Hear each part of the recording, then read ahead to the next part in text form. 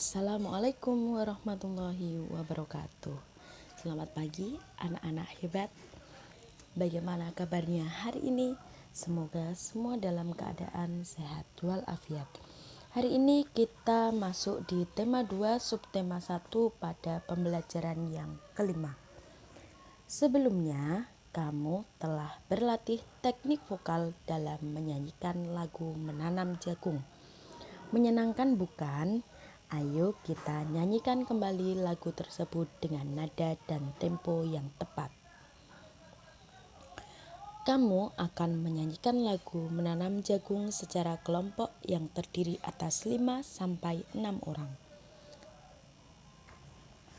Setiap kelompok akan tampil secara bergiliran.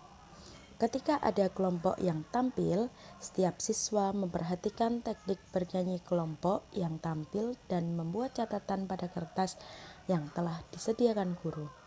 Catatan lebih diutamakan tentang tempo dan tinggi rendah nada. Nah, anak-anak, karena kita berada di masa pandemi yang mengharuskan kita untuk belajar sendiri di rumah, oleh karena itu lagu Menanam Jagung bersama kelompok atau teman kalian kita ganti kalian menyanyikan lagu bersama kakak atau adik kalian ya. Lakukan dengan tempo dan tinggi rendah nada yang benar. Selanjutnya, jagung adalah salah satu sumber daya alam yang berasal dari bidang pertanian. Indonesia juga kaya dengan sumber daya alam laut. Salah satunya adalah ikan. Tahukah kamu sumber energi yang digunakan untuk mengeringkan ikan? Ayo mengamati. Amatilah gambar berikut. Diskusikan dengan temanmu tentang sumber energi yang digunakan untuk mengeringkan ikan. Tulis kesimpulan dari hasil diskusimu pada kolom berikut. Nah, mari kita amati bersama-sama. Di situ ada gambar seorang nelayan sedang mengeringkan ikan yang telah didapatnya.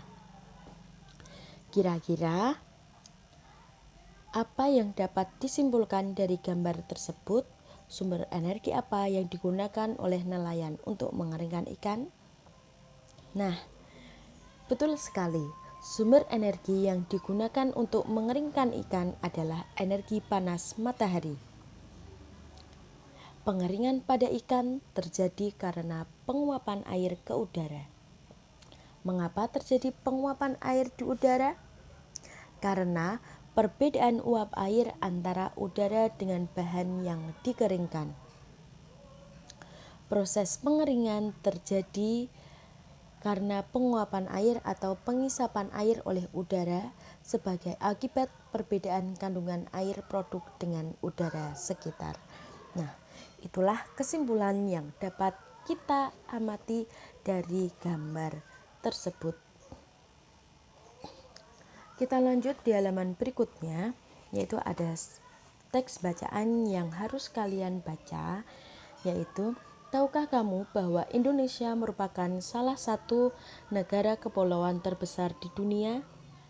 Sebagian besar wilayah Indonesia adalah kawasan kepulauan dengan sumber daya yang sangat tinggi nilai ekonomisnya. Salah satu contohnya adalah Banyuwangi. Panjang garis pantai kabupaten yang berada paling ujung timur Pulau Jawa ini sekitar 175 km.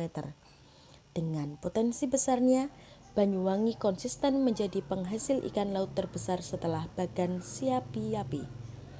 Dan bahkan hingga kini masih terus mendominasi hasil perikanan di Indonesia, baik perikanan tangkap maupun industri perikanan lainnya.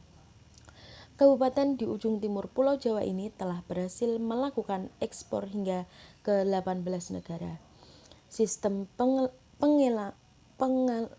pengalengan sudah cukup maju.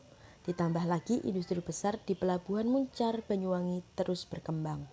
Kabupaten ini sendiri mencatatkan pertumbuhan produksi ikan tangkap yang konsisten, yaitu sebesar 31.600 ton pada 2011 dan naik cukup besar menjadi 44.570 ton pada tahun berikutnya.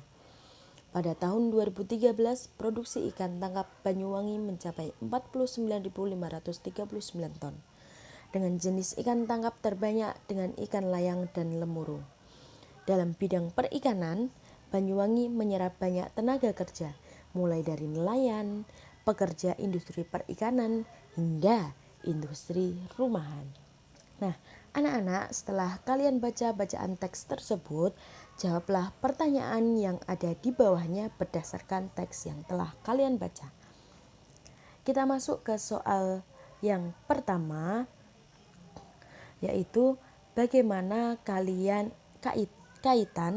antara letak Banyuwangi dengan sumber daya alam di wilayah tersebut? Jelaskan.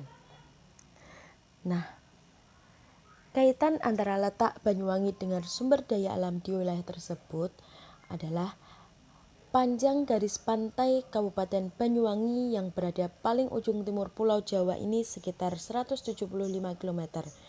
Dengan potensi besarnya, Banyuwangi konsisten menjadi penghasil ikan laut terbesar setelah Bagan Siapi-api.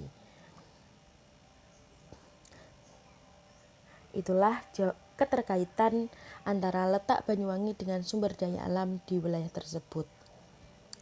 Bagaimana, soal yang kedua, bagaimana kaitan antara sumber daya alam dengan kehidupan masyarakat Banyuwangi? Nah, Kabupaten Banyuwangi ini sendiri mencatat pertumbuhan produksi ikan tangkap yang konsisten, sehingga Banyuwangi dapat menyerap banyak tenaga kerja mulai dari nelayan, pekerja industri perikanan, hingga industri rumahan. Itulah jawaban dari soal yang kedua. Oke anak-anak, itu sedikit pemahaman pada pembelajaran kali ini, diskusi pada pembelajaran kali ini. Semoga anak-anak bisa mempelajarinya di rumah dan menerima apa yang telah disampaikan Bu Selvi. Apabila ada kurang atau lebihnya, Bu Selvi mohon maaf yang sebesar-besarnya. Bu Selvi akhiri. Wassalamualaikum warahmatullahi wabarakatuh.